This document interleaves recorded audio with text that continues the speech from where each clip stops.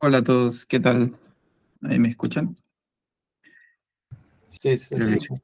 Sí, te ya. escucho. Bueno, primero que todo, discúlpame, pero bueno, se me salía de las manos lo que estaban haciendo. Entonces, si quieren, vamos a hacer un repaso de lo que vimos ayer y terminar eso. Y luego, si lo que nos hace falta, lo vamos viendo en las próximas clases. No los voy a abrumar mucho hoy, solamente es terminar un poco la idea. Así que denme un segundo y les comparto. Y bueno, al final, si tienen alguna duda, también me pueden decir. Eh, a ver, ahí estamos grabando, creo que estamos bien.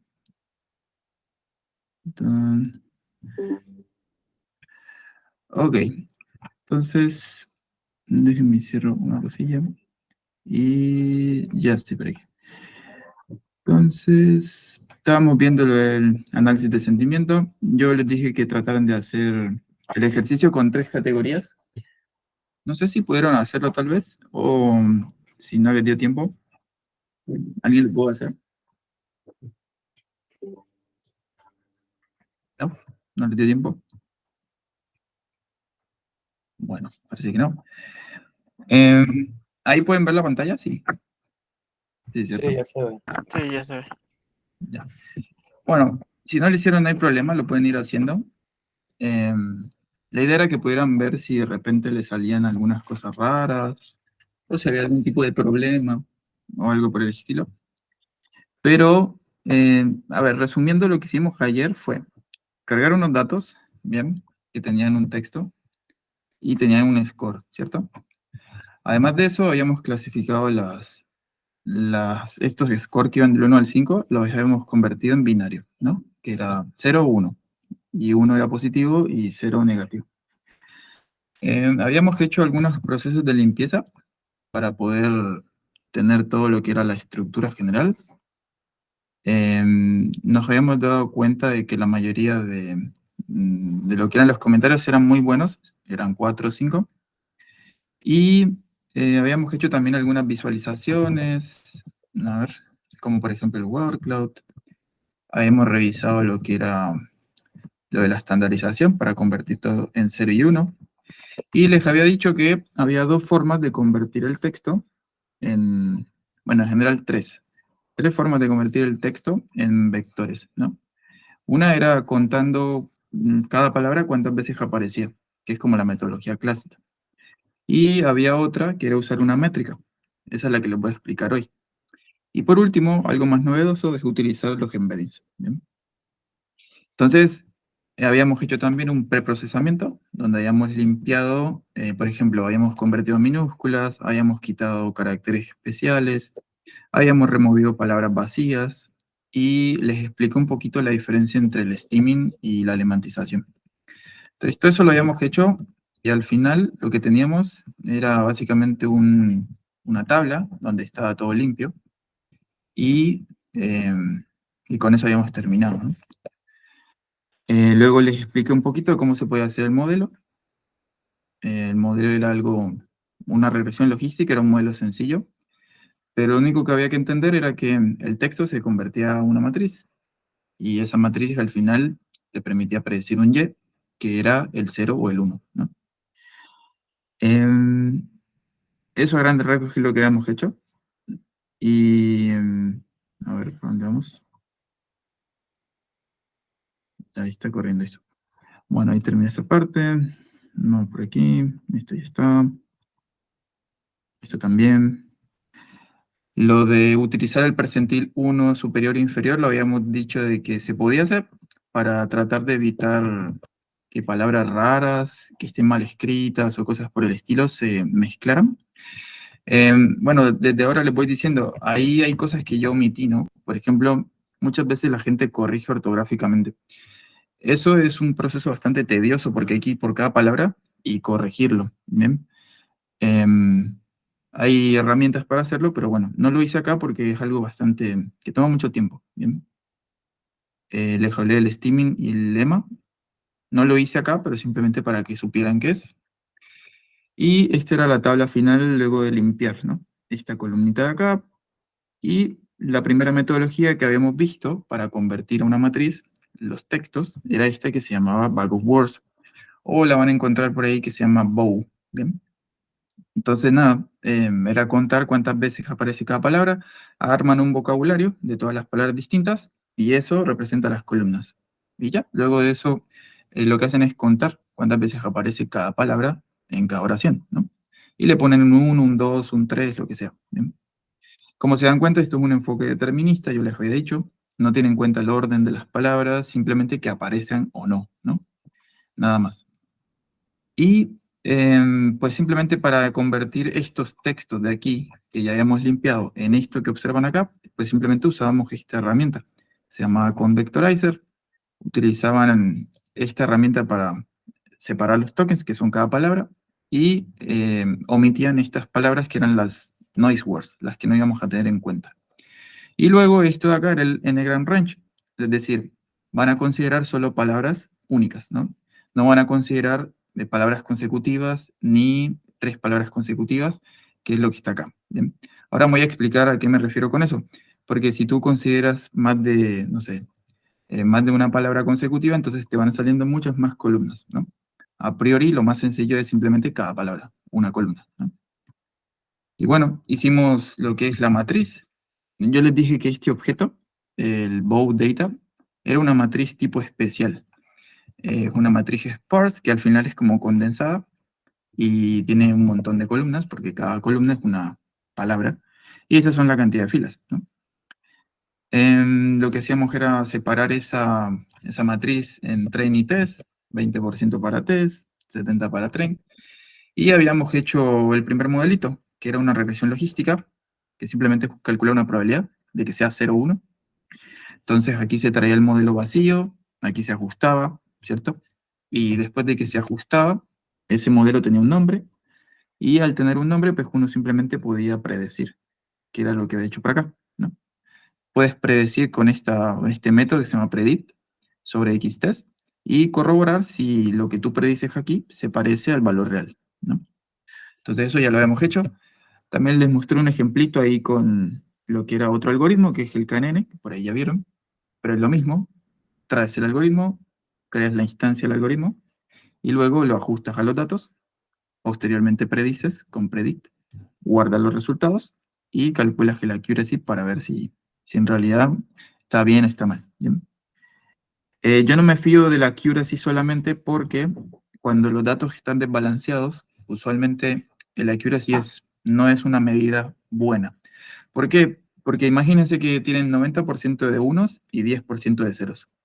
Bueno, seguramente en la vida real vas a tener muchos más unos que ceros, al menos es lo que está mostrando tus datos.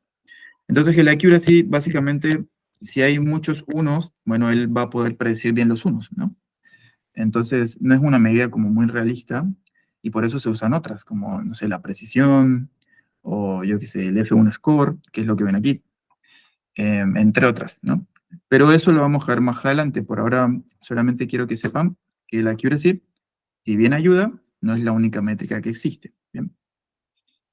Y ya, esta herramienta que se llama Classification Report te hace como un resumen más completo de las métricas. ¿Bien? Entonces, por ejemplo, aquí ustedes ven cómo es el desempeño en 1, cómo es el desempeño en 0, para mis datos de test. En mis datos de test yo tenía muchos más unos que 0, eran 1500 contra 200, ¿no? Entonces era evidente que esto lo iba a identificar fácil, ¿bien? Entonces fíjense que estos valores, que mientras más cercano a uno son mejores, son altos, ¿no? Entonces ahí anda bien. Ahora, en el 0, cuando tiene que predecir un 0, lo que es la sensibilidad no es tan alta, es como la mitad. Lo que es la precisión es 0,7. La diferencia entre precisión y sensibilidad es básicamente, la precisión se refiere a, bueno, cuántas veces tienes que tener una observación buena dentro de muchas, ¿no? Entonces aquí 7 de cada 10, en teoría es capaz de predecir, ¿bien? Ahora, la sensibilidad es, si yo cambio un poquito los datos de un individuo típico, 0, ¿es capaz de identificarlo bien o no? Bueno, en este caso, no tanto, ¿bien? Es como 50% de las veces lo hace, ¿no? Lo cual no es tan bueno, ¿eh? Porque los ceros pueden tener muchas versiones, ¿no? Muchas caras. Y por eso el F1 score, que es una medida de estas dos, es como una media geométrica entre estas dos, te da bajito, mientras que en el 1 te da alto, ¿no? Pero si se fijan, si uno omite todo esto y se queda solo con el accuracy, dice, 0,89. Bien, pero ese 0,89 sale de esto más esto entre 2. Y si lo promedias o lo ponderas, bueno, te da 0,76 por el tamaño de muestra. Pero igual sigue siendo, puede que sea un poquito mentiroso. ¿Bien? Y ya, eso es lo que hemos hecho hasta la clase de ayer. No sé si hasta ahí les quedó alguna duda, pregunta, o más o menos se entendió.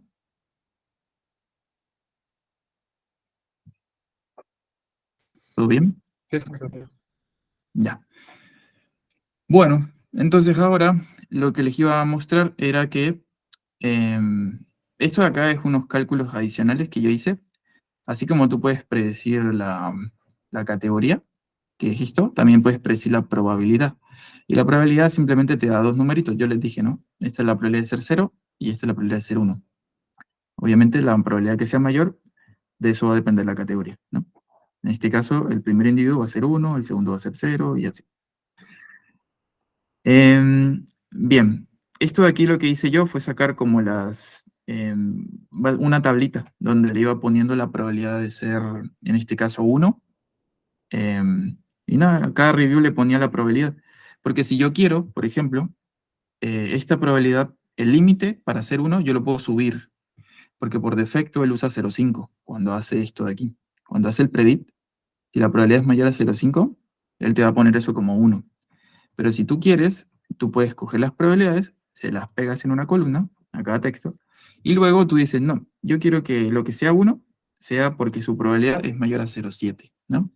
Entonces, así como que eres capaz de distinguir mejor la categoría. Esa es la ventaja de la regresión logística, porque yo les dije, es una fórmula que devuelve una probabilidad. Entonces, nada, uno puede cambiar el límite y no pasa nada, ¿bien? Eso. Y, bueno, otra cosa que hice fue que, bueno, además de obtener eso, también lo que hacía era como identificar si de repente las probabilidades altas estaban asociadas a comentarios buenos o no. ¿Bien?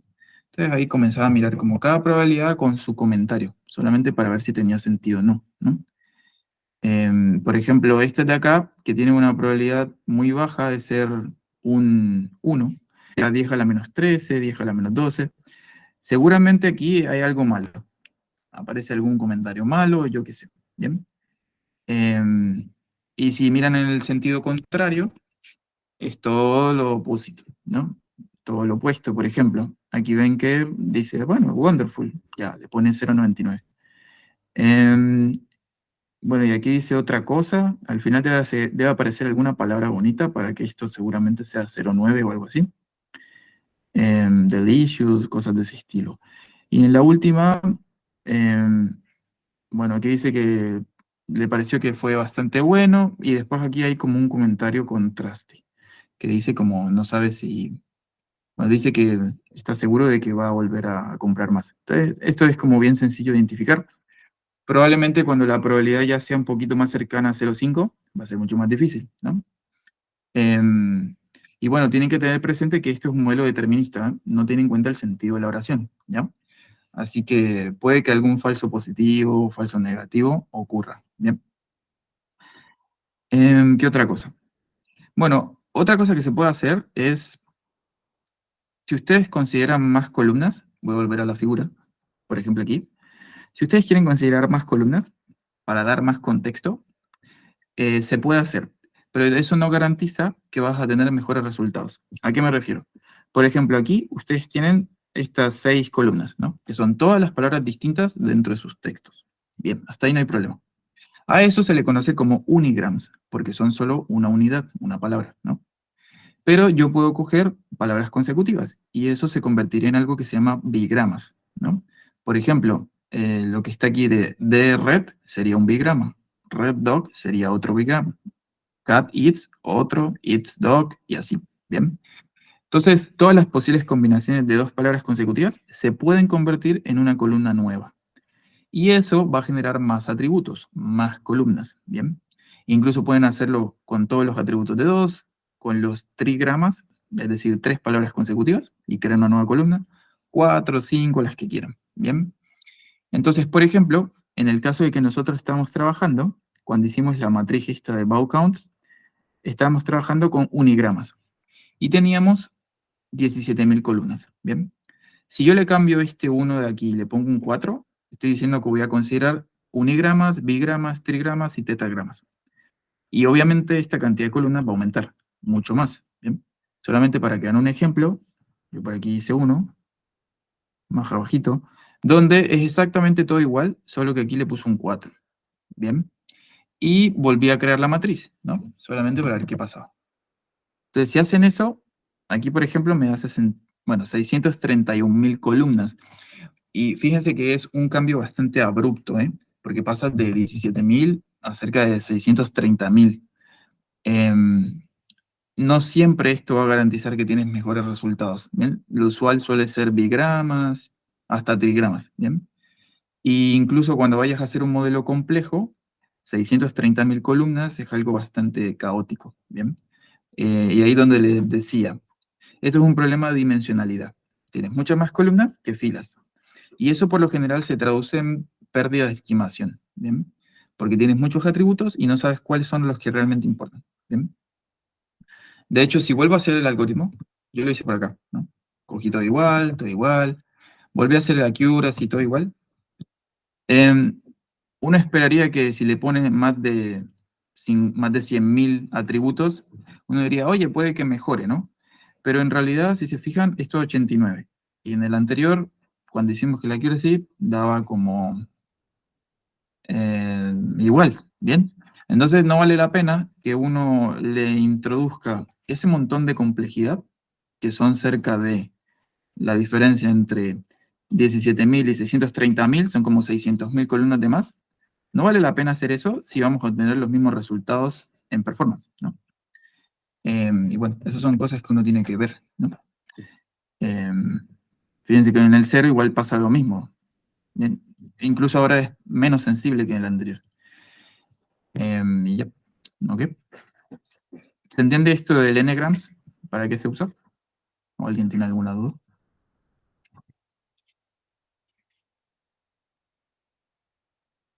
¿No? ¿Todo bien? Sí, todo Sí, bien. está bien. Bueno. Sí, díganme nomás. No estoy viendo el chat, pero pueden hablarme. Uy, Ah, todo bien, todo bien. ok, ok. Bueno, aquí hay otra cosa que si quieren pueden echar una mirada, pero es básicamente con la regresión logística yo puedo sacar la ponderación de los atributos. Es decir, como cada columna es un atributo, yo puedo sacar cuál tiene más peso, ¿ya? Porque acuérdense que la regresión logística, ayer les dije que era o sea, unos betas por unos X en una fórmula, ¿ya? Entonces, obviamente hay unos betas que tienen más peso que otros, y tú los puedes sacar y te van a marcar la parada de, oye, si aparece esta palabra, tal cosa. Entonces, yo, por ejemplo, aquí lo que hice fue, tú puedes sacar de ese modelo todos los coeficientes, ¿bien? Y esos coeficientes, cada uno es una columna, o sea, una palabra, o un bigrama, un trigrama, lo que sea. Y tú eso después lo puedes convertir a una tabla. Y al convertirlo a una tabla, después lo puedes ordenar. Y obviamente, si el peso es mayor, es porque la palabra tiene mucha relevancia, ¿no? Entonces, por ejemplo, las palabras que tienen más incidencia en ser uno son estas, porque aumentan tu probabilidad de ser uno, ¿no? ¿Cuáles? Excellent, smooth, love, high, snack, amazing, wonderful y así, ¿bien? Y si miran el otro lado, que sería el inverso, en las últimas 15, que tienen el peso más negativo, es decir, que jalonan hacia el cero, son, por ejemplo, no sé, maybe, terrible, bad, cosas de ese estilo, ¿no? Entonces ahí te das cuenta como, oye, si aparece ese tipo de cosas, es lógico que sea un cero, ¿no? En cambio, si aparece esto, es lógico que sea un uno, ¿no? Y ya, ese sería como la interpretación detrás de esto, ¿bien? ¿Qué más hay por acá? Yo también hice otro algoritmo que se llama Random Forest, pero no lo vamos a usar ahora, porque lo vamos a explicar después. Además de que si lo pongo a correr ahora, se va a demorar un montón, ¿bien? ¿Por qué? Porque esto es un algoritmo de Machine Learning y necesita tener computación, bueno, un recurso computacional bastante eficiente para que corra, ¿no?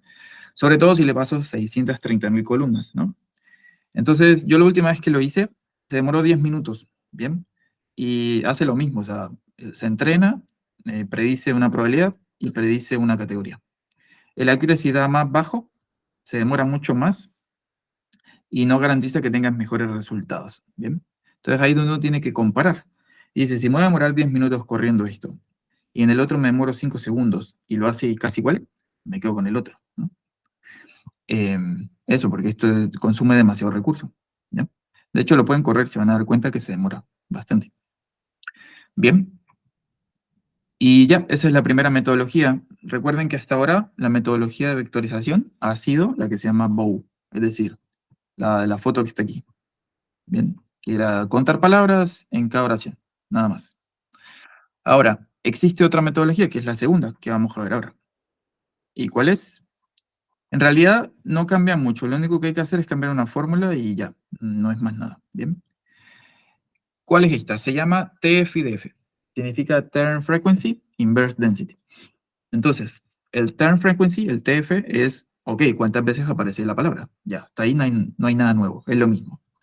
Ahora, el Inverse Density es, ya, esa palabra, ya, ¿en cuántos documentos aparece? Y de hecho la métrica está definida por esto, ¿no? X viene a representar lo que es el término, es decir, una palabra. Y Y, los documentos. ¿Y cómo se calcula la métrica? Es la frecuencia de X en Y, ¿bien? Por el logaritmo de N, que sería la cantidad de documentos, sobre el DF de X, ¿bien? ¿Cuántos documentos tienen X? Es lo que significa DFX. El N es la cantidad de filas. Eso es un logaritmo de eso, ¿bien? Y luego el TF es una frecuencia. ¿Cuántas veces aparece el término? En Y, ¿bien? Entonces, si se dan cuenta, esto es una ponderación inversa, ¿bien? Cuando esta frecuencia tiende a aumentar, ¿cierto? La métrica sube, ¿no? Pero si el DF también tiende a aumentar, esto se compensa y tiende a bajar, ¿bien?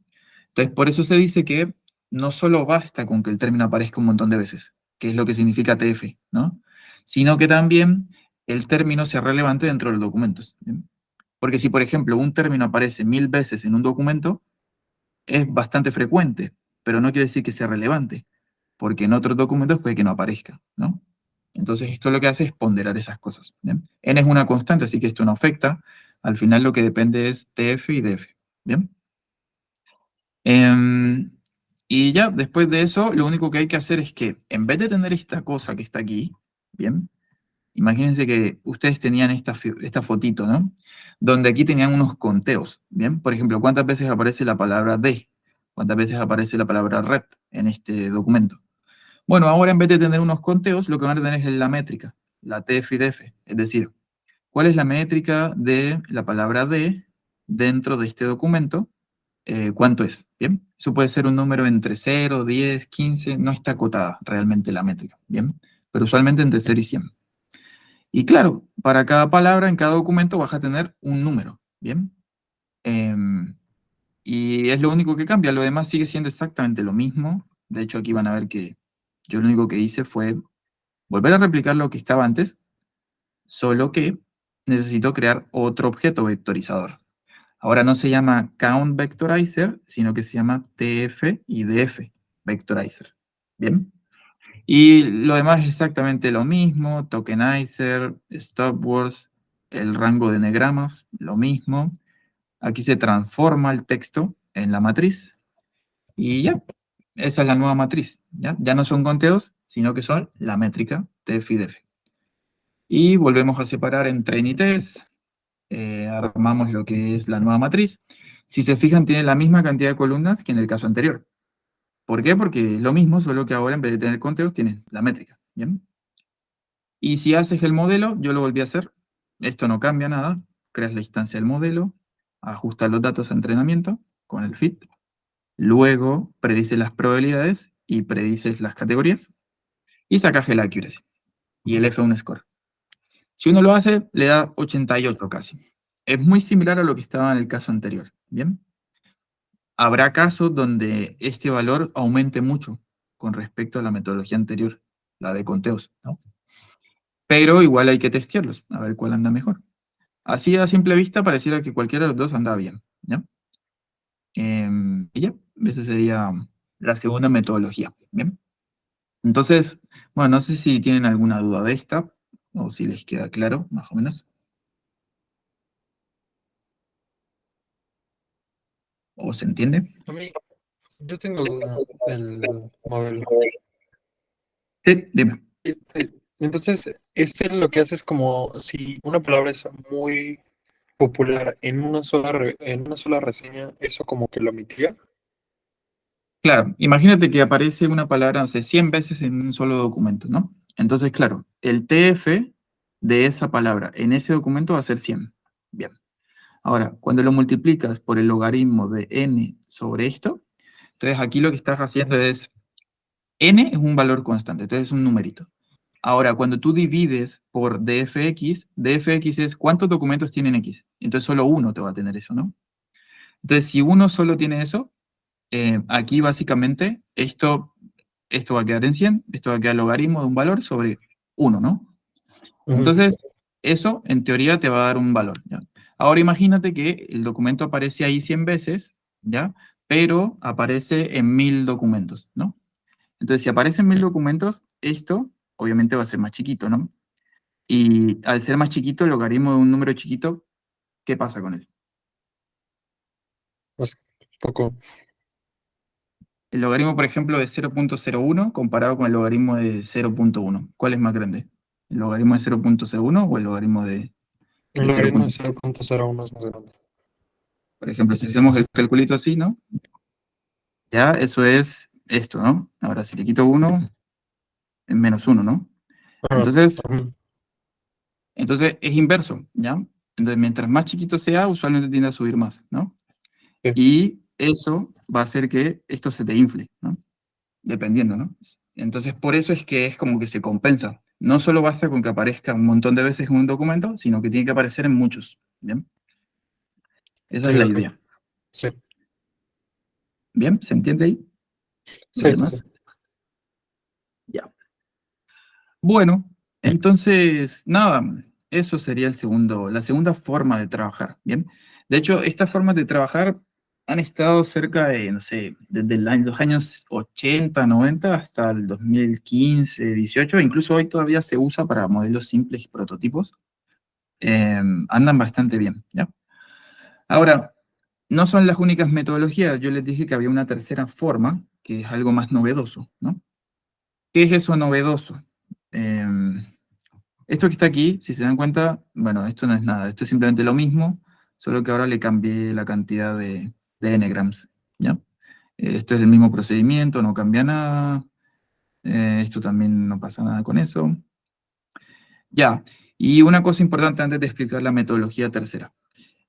Cuando ustedes tienen un modelo como este, supongamos, ¿bien? Y ustedes quieren guardar ese modelo para después usarlo, porque si no les tocaría volver a cargar los datos, entrenar, predecir y todo eso. Entonces, ese modelo se puede guardar, ¿bien? Yo por aquí tengo un ejemplo, voy a mostrarles. A ver, déjenme buscar una cosa. Tum. Ya, supongamos que vamos a hacer este modelo de acá. Voy a coger esto de aquí, voy a correrlo, solamente para que lo vean. Imagínense que ustedes corrieron su modelo y quieren guardarlo, ¿bien? Porque mañana tienen que poner una aplicación que se encargue de hacer las predicciones de eso. Todo, no sé, de un montón de registros en batch o en real time o lo que sea. Entonces, lo más lógico sería tener el modelo, cargarlo y que prediga, ¿no? No hacer todo desde el inicio. Entonces, para hacerlo, ese modelo que está aquí tiene un nombre, ¿no? Entonces, uno lo puede guardar. Y cuando lo guarde, después lo puede cargar. Los modelos de scikit-learn tienen una herramienta por debajo que los permite guardar en un formato compacto, sencillo y bastante eficiente, que se llama formato Pickle o PKL. Em, entonces, uno puede guardar ese modelo y después lo carga simplemente. Entonces, ¿cómo lo hace? Por aquí tengo un ejemplo. Aquí, se trae en esta herramienta que se llama Pickle, ¿bien? Ese es un formato específico de Python, ¿bien? También hay otro que se llama Joblib, pero a mí no me gusta ese mucho porque pesa más. entonces prefiero Pickle. Aquí le ponen un nombre al modelo. Importante que como van a trabajar con Pickle, al final el formato tiene que ser PKL. ¿Bien? Y luego, aquí lo que hacen es simplemente una escritura del objeto. Aquí dicen, bueno, vamos a abrir un canal donde vamos a guardar este nombre y en modo write, ¿bien? Y eso va a tener el homónimo f, ¿bien? Y luego con pickle dump guardan el modelo, que es el nombre que ya tiene acá arriba, este que está por aquí. Cuando ya le hicieron el fit, lo pueden guardar. Entonces aquí lo guardan. Pickle.dump, el nombre del modelo, y f, que es el homónimo de la variable. Entonces, si hacen eso, el modelo va a quedar guardado. Bien. En mi caso, se va a llamar así: modelo, regresión logística, final, PKL. Y ahí lo ven, ¿ya? No lo van a poder abrir porque eso es un formato específico. ¿Pero qué tiene eso? Pues simplemente las reglas, los pesos de cómo funciona la regresión. ¿Bien? Entonces, cuando ya lo cargues, simplemente va a traer eso, ¿no? ¿Cómo lo cargas? Pues simplemente te paras en la ruta, pones el nombre, y ahora en vez de escribir, simplemente vas a leer, ¿no? Entonces, abres el modelo, le pones una variable, y ahora se llama pickle.load. Esto del encoding es básicamente para que lea el mismo formato. Usualmente este no tiene problema, sobre todo si es en inglés, ¿no? Entonces ahora, por ejemplo, en este objeto que se llama modelo nuevo, ese sería el modelo cargado, ¿bien? Y tú lo puedes usar para hacer cualquier cosa, ¿no? Para predecir o lo que sea. Y otra cosa importante, cuando uno va a predecir, también necesita el vectorizador. Porque, por ejemplo, si yo tengo un texto, ¿no? Entonces yo quiero decir, bueno, este texto quiero que lo predigas, ¿no? Bueno, así como está, no voy a poder predecir porque tengo que pasarlo por el mismo vectorizador. Recuerden que el vectorizador fue el que convirtió todas las columnas y calculó todos los números y hizo todo eso, ¿no? Entonces, yo necesito también guardar el vectorizador. ¿Bien? El vectorizador es esto que nosotros guardamos acá, que se llama tf-idf counts. Nosotros creamos la instancia, lo ajustamos a los datos y lo guardamos. Entonces, este objeto también hay que guardarlo y cargarlo. Entonces, por ejemplo, aquí, yo lo que hago es que lo guardo. Ahora utilizo Joblib, porque esto pesa menos. Igual no hay problema con que lo guardes en Pickle. Son herramientas bastante complementarias. Entonces, aquí, por ejemplo, lo estaría guardando el vectorizador. Y si lo quieres cargar, pues simplemente le das un load. ¿Bien? Y lo vas a tener acá.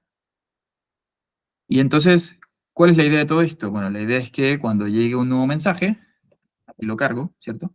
Fíjense que ahora mi objeto se llama vectorizador y el modelo se llama modelo nuevo, ¿no?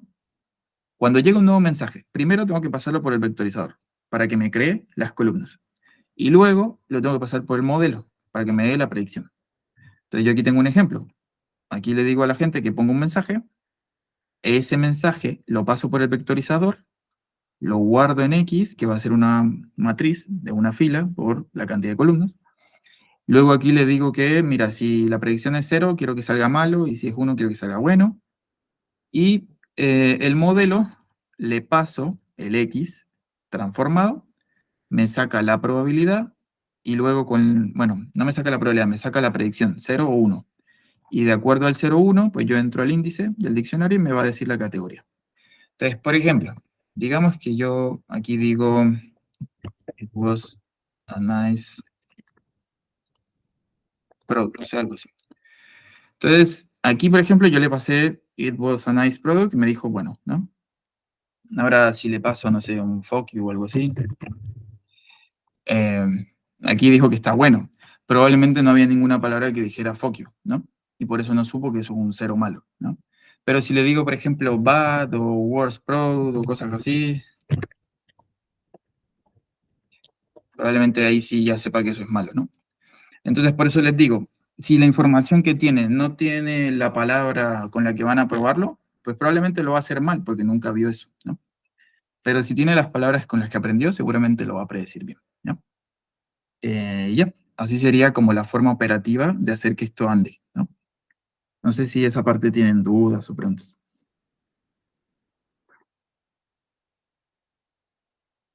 O más o menos se entiende. Sí, se entiende. Sí.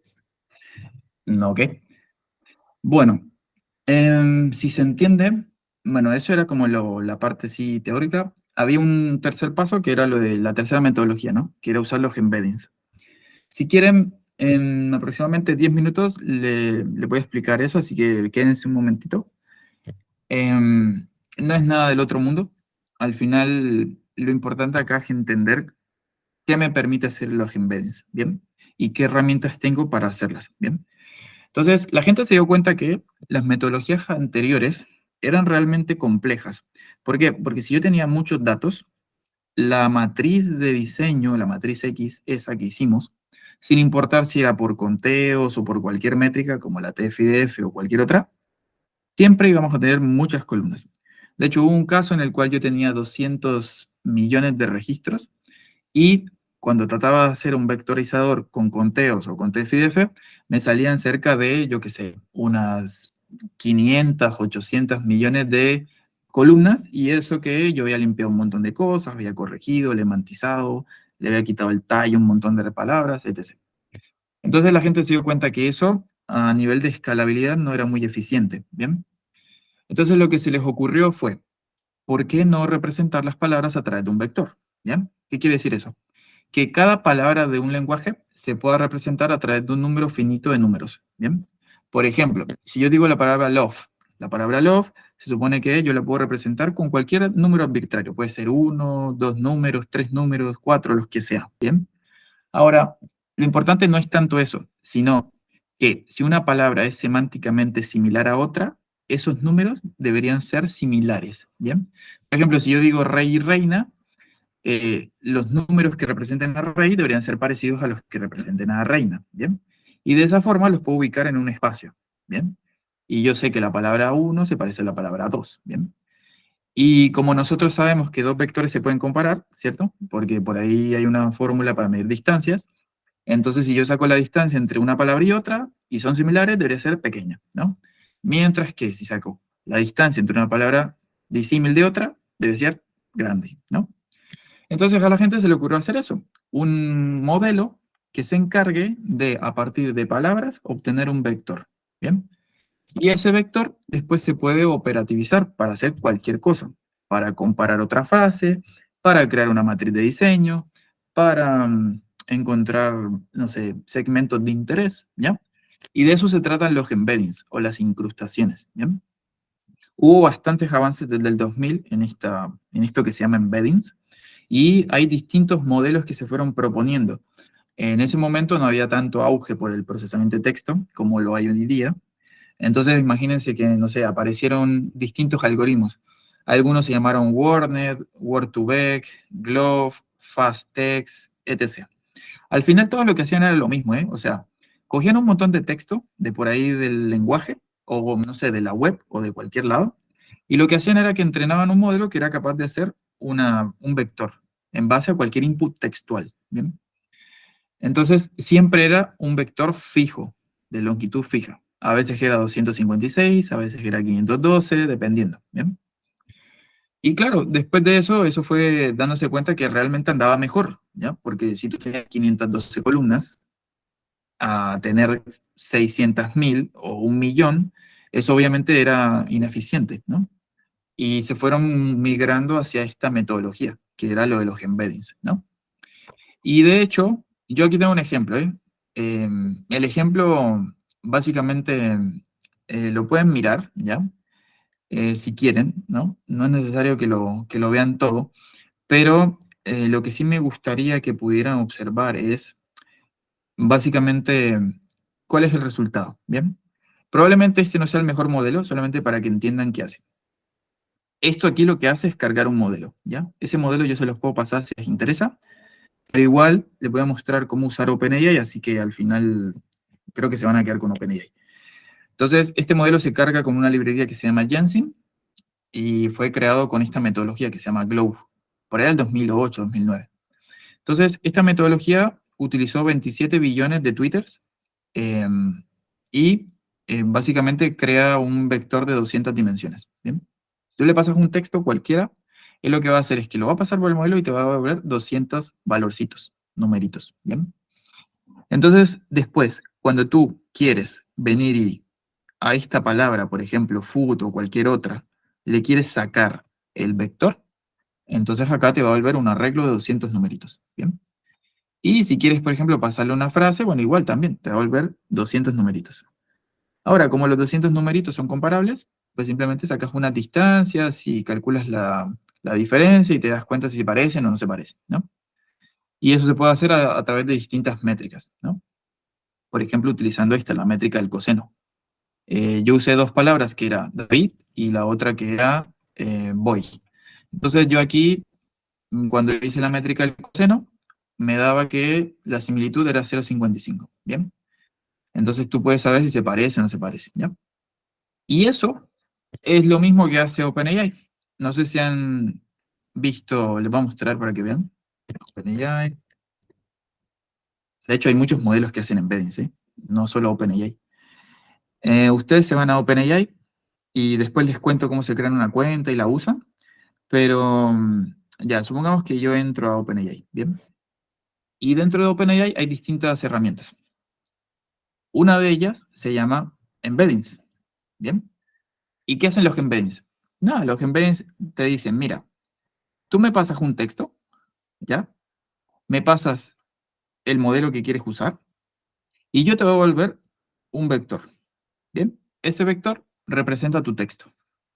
Entonces ya, eso es lo único que hay que hacer. Y esto es un modelo que básicamente no cuesta absolutamente nada. Son unos cuantos céntimos de dólar por cada eh, millón de tokens. Entonces, tú lo que puedes hacer es, le pasas un texto, le pasas otro, miras qué tanto se parece y tú puedes tomar decisiones. O si necesitas hacer una matriz para crear el modelo, porque eso es lo que nos interesa a nosotros, tú le pasas a cada una de las filas de tu texto, se lo pasas a esta cosa. Y esto te va a volver para cada fila un vector. Y esa va a ser tu nueva matriz X, ¿bien? Todos los vectores que te devuelva para cada fila, ¿bien? Y ya, eso es la forma sencilla de cómo operar embeddings, ¿no? Este modelo no le importa si tienes comillas, puntos, comas o cualquier otra cosa, porque este modelo sí tiene en cuenta el contexto, ¿bien? Es decir, va a tener en cuenta la forma y el orden en el que las palabras se dicen, ¿bien? Entonces sería mucho más eficiente tener una matriz construida por esta metodología que por una metodología tradicional, en teoría, ¿bien? Eso, ¿ya? No sé si eso se entiende, si tienen preguntas, tienen dudas. Podemos hacer un ejemplo también para que lo vean, pero si a Y grandes rasgos se entiende. yo tengo una duda. Sí, cuéntame. ¿Cuál es la diferencia entre el embedding y el transformer? Tú dices la arquitectura Transformer y el embedding. Ah, Ya, mira, la arquitectura Transformer es una, una arquitectura que es el fundamento de todos los modelos de lenguaje natural, los LLMs, ¿no? Han escuchado eso, ¿no? Los LLMs, ¿cierto? Large Language Models. Bueno, los Transformers, no los de muñequitos, sino los reales de lo que hizo Google, eso salió en el 2016. Es una arquitectura que fundamenta cualquier estructura de modelos de lenguaje natural. Eso, para que se hagan una idea y no se compliquen tanto, es una arquitectura de dos capas, ¿ya? Tiene una capa que se llama decoder y otra que se llama encoder. No me voy a meter mucho, pero simplemente para que tengan una idea, el decoder se encarga de entender lo que tú dices y el encoder se encarga de producir texto, ¿bien? Hay modelos que solo tienen decoder, es decir, entienden lo que tú le pasas y ya, no hacen más nada, y producen un resultado acotado. O hay modelos que son capaces de hacer ambas cosas, ¿no? Entienden lo que tú le pasas y a la vez producen texto. Entonces, los embeddings vienen de un modelo, ¿ya? Un modelo entrenado para una tarea que es crear vectores, ¿ya? Y es simplemente un modelo tipo decoder, porque recibe un input y produce una salida delimitada, que es un vector, ¿bien? Ahora, ¿cómo lo hace? Pues nada, él coge toda su base de datos y con todas las palabras que tú le pasas en tu frase, él lo que hace es que le calcula un vector a cada una y luego le promedia todos los vectores de esas palabras. Y ya, y con eso saca su famoso embedding, ¿no? Como vieron aquí en el ejemplo, cuando yo le pasaba una palabra al modelo, no importa cuál sea, él me devuelve un vector, ¿ya?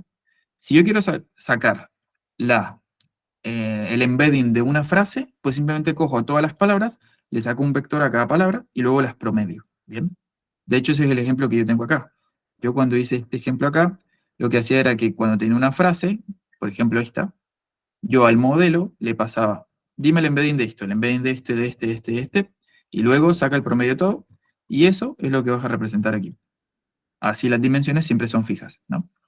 Bueno, esto acá es lo mismo, OpenAI hace lo mismo. Tú le pasas una frase y él le saca el embedding a cada una y luego las promedia y te devuelve el vector final, ¿bien? Pero eso es lo que hace realmente este modelo de OpenAI Embeddings, ¿bien? ¿Ahí se entiende, más o menos? Sí. Sí. Ok. Podemos hacer un ejemplo. Déjenme buscar una API aquí para que no les puedo poner la API mía, pero espérenme. Hago un ejemplito ahí para que puedan ver rápido.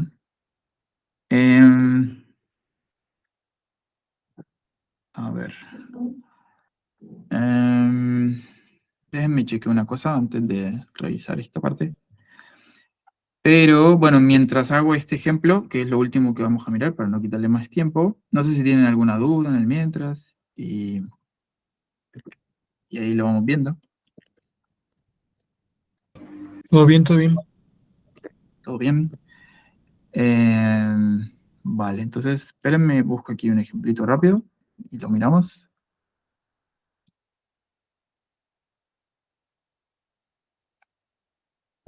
Ta, ta, ta. Voy a hacerlo en Note.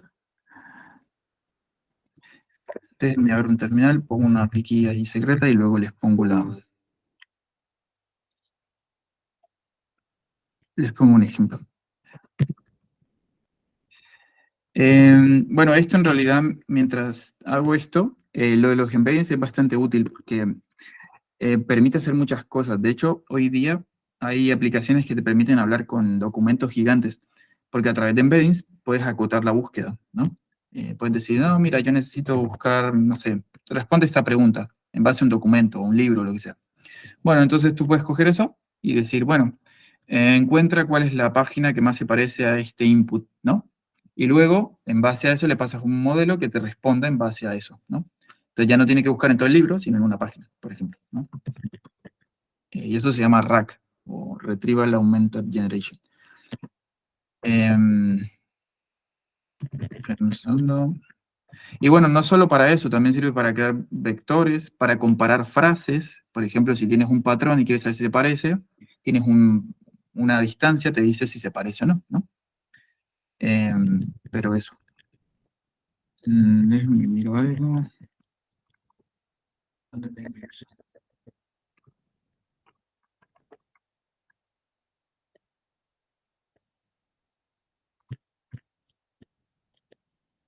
Estoy poniendo la aquí, pensando. Set environment. Después le puedo enseñar cómo se crea una API gratis, al menos para testear unos ciertos, bueno, una gran cantidad, diría yo. ¿Han trabajado con OpenAI antes, tal vez? ¿O nunca?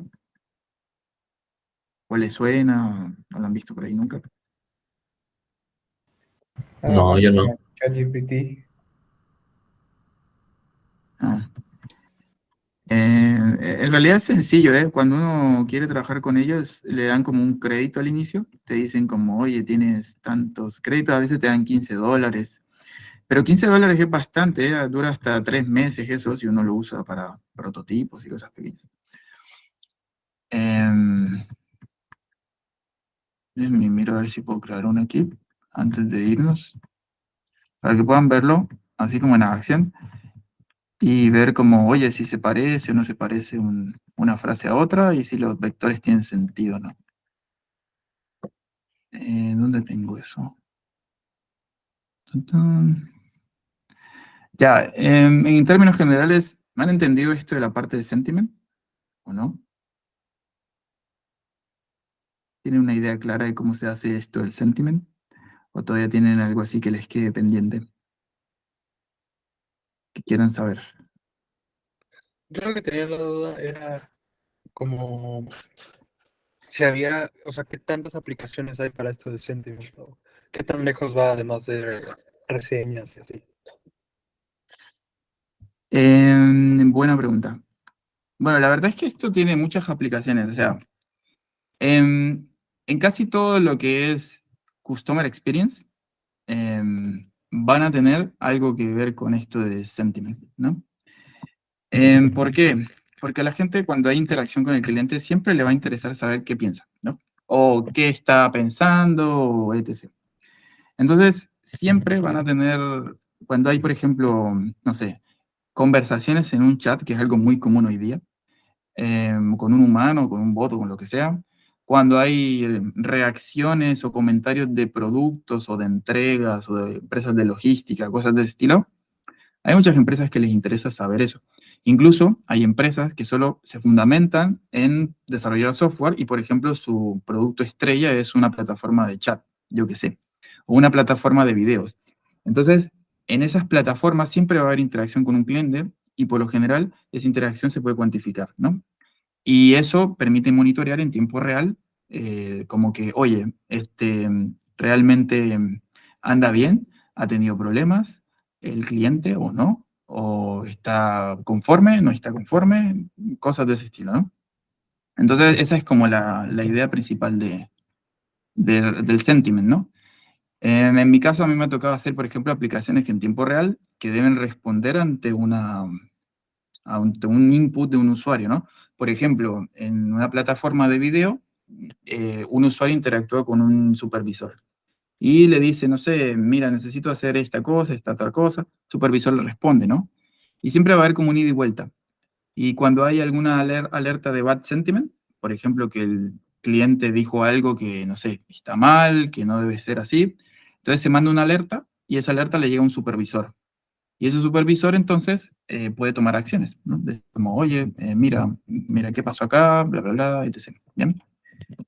Pero esa es la idea detrás de lo que es el sentiment, ¿bien? Y también me ha tocado en empresas de retail, cuando tienen que entregar productos y al final el cliente dice como, oye, este, da tu comentario de esta cosa, ¿no? Entonces, bueno, ahí es cuando tiene aplicación, más que nada.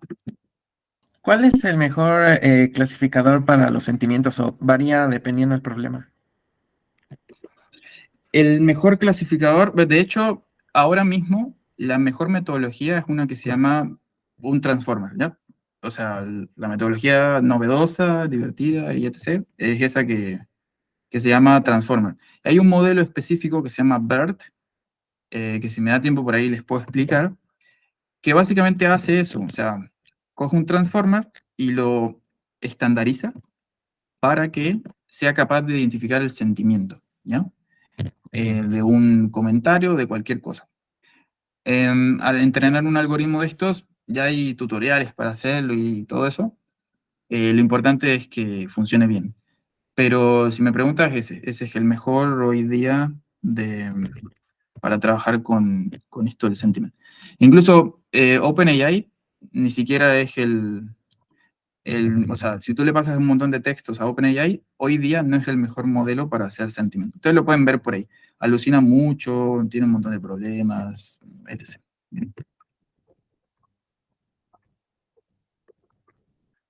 Ya casi, espérenme un segundo. Tutun.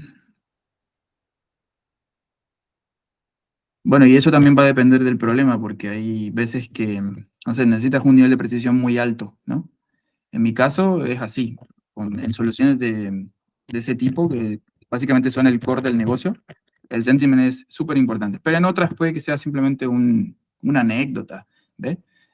No tiene que ser algo súper complejo tampoco. Pero eso principalmente. Déjenme, creo, un pequeño script aquí para que vean algo. Y ya les voy a compartir para que lo puedan ver en acción al coso.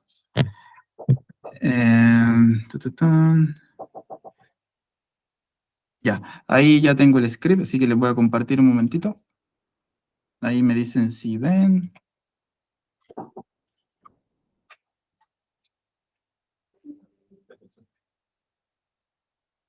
¿Ahí pueden ver? Creo que sí. Sí, ya está bien. Ya. Bueno, miren, esto es un script que hice aquí rápido. Creé una variable de entorno que tiene la API key, yo después les hablo de eso. En realidad es lo mismo que vamos a hacer para el asistente.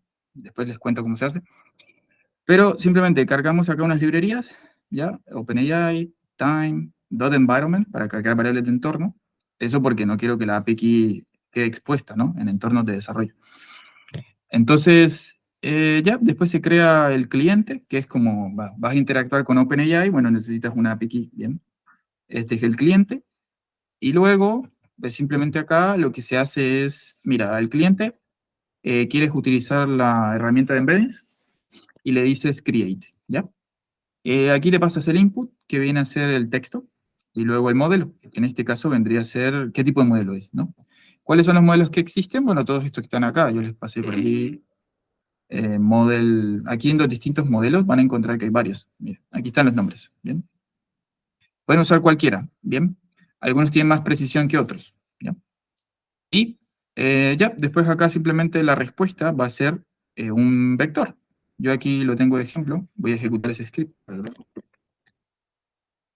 Vamos a guardar esto aquí. Y le voy a dar que ejecute esto, ¿bien? Entonces, ¿cuál es el resultado? Pues un vector de números, ¿ya? En este caso creo que me vuelve 512 números, ¿ya? Si ven que son bastantes, ¿no? De hecho, puedo darle aquí, a ver qué onda. Pero es eso, ¿ya?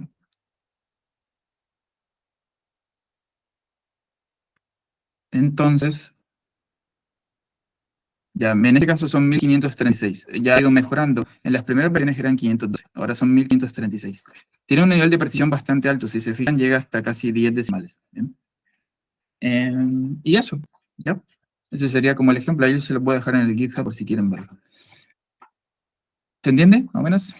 ¿Dudas? ¿Preguntas?